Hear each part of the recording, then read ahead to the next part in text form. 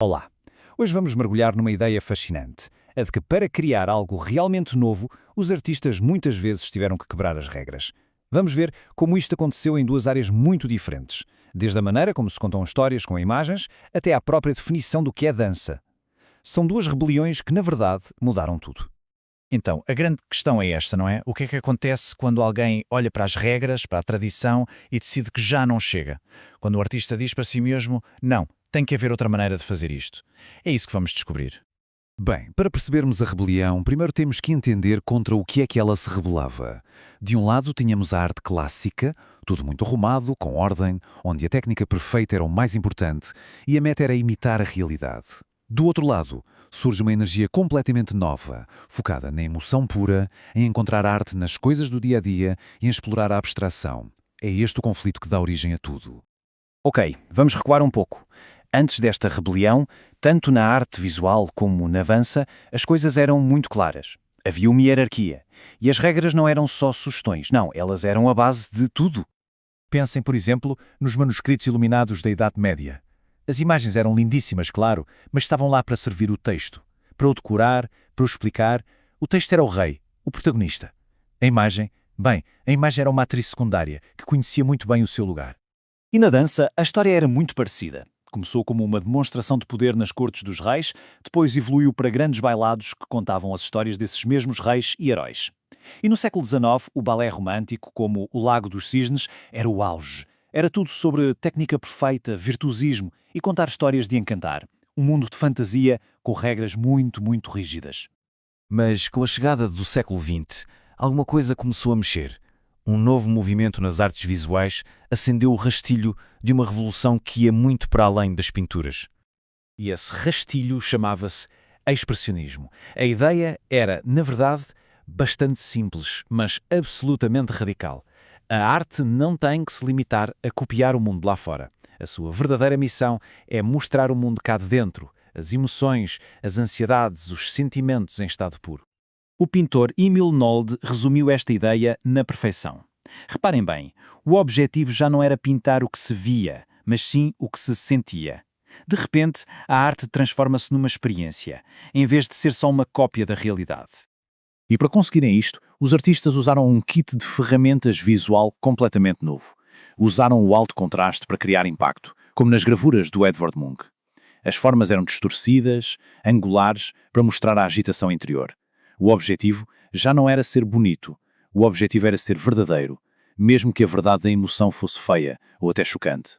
E claro, esta filosofia não ficou fechada nas telas, ela saltou diretamente para o palco. A pioneira da dança moderna, Martha Graham, pegou nestas ideias e aplicou-as ao corpo. O seu famoso solo, Lamentation, não era sobre princesas nem cisnes, era o sentimento de luto em si mesmo, tornado físico. Era puro expressionismo em movimento. Muito bem. Então, enquanto a dança explorava a emoção em estado puro, a narrativa visual estava a viver a sua própria revolução. Uma que iria deitar abaixo, por completo, a velha hierarquia entre as palavras e as imagens. Este número, o número 1, representa a primeira vez que uma novela gráfica, Mouse, de Art Spiegelman, ganhou um prémio Pulitzer. E atenção, isto foi muito mais do que um prémio. Foi a validação.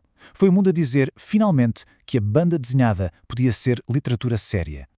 A grande viragem aqui foi esta. A novela gráfica fundiu palavra e imagem numa linguagem nova e incrivelmente poderosa. Já não eram duas coisas separadas. Em obras como Mouse, sobre o Holocausto, ou Persépolis, sobre a Revolução no Irão, o texto e o desenho trabalham juntos, em sintonia, para contar histórias de uma profundidade que poucos achavam ser possível na banda desenhada. E a própria criadora de Persépolis, Marjane Satrapi, explicou isto da melhor forma. Para ela, as imagens são uma forma de escrita. Não é uma ilustração, é escrita. E por que ter de escolher entre uma coisa e outra? Nesta nova forma de arte, não era preciso. As duas linguagens podiam viver juntas e tornar-se mais fortes. E agora, vamos voltar à dança, mas desta vez para a rebelião talvez mais radical de todas. Uma que não questionava apenas como se dançava, mas sim o que era dançar. Estamos em 1965. A coreógrafa Yvonne Rainer escreve o seu famoso Manifesto Não. E o primeiro ponto é, direto ao assunto, não ao espetáculo. Logo a seguir, não ao virtuosismo. Era o fim da ideia de que os bailarinos tinham que ser atletas sobre-humanos a fazer coisas impossíveis com o corpo. O terceiro ponto, não à magia e ao faz de conta. Era uma rejeição total da ilusão do teatro, da fantasia do balé. E por fim, o não mais provocador de todos, não a comover ou ser comovido. Basicamente era dizer que a dança não tinha a obrigação de manipular as emoções de ninguém. Ok, com tantos nãos, o que é que sobrou? O que nasceu disto tudo foi um enorme sim. Um sim aos movimentos do dia-a-dia, como andar ou correr, que agora podiam ser dança. Um sim a novas formas de criar, como o contact improvisation, onde a dança nasce do improviso, do toque, do diálogo entre os corpos. No fundo, a dança foi despida até à sua essência, um corpo a mover-se no espaço. E quando juntamos estas duas histórias, a da imagem e a da dança, começamos a ver um padrão muito claro. Quebrar as regras antigas não levou ao caos. Pelo contrário, levou à criação de mundos artísticos totalmente novos e muito mais interessantes. Vamos resumir. Na narrativa visual, a regra era que as imagens serviam o texto. A rebelião fundiu as duas coisas, e o resultado foi a novela gráfica. Na dança, a regra era a história e a técnica perfeita. A rebelião trouxe primeiro a emoção pura e depois o movimento do cotidiano. Em ambos os casos, a velha hierarquia desapareceu e um mundo de novas possibilidades abriu-se. Há uma citação do filósofo Gaston Bachelard que capta a essência de tudo isto. Ele diz que a imaginação é o que nos permite criar imagens que superam a realidade, que a fazem cantar. E é exatamente isso. Quebrar as regras não é só um ato de destruição, é um ato de imaginação, de fazer a realidade cantar de uma forma nova.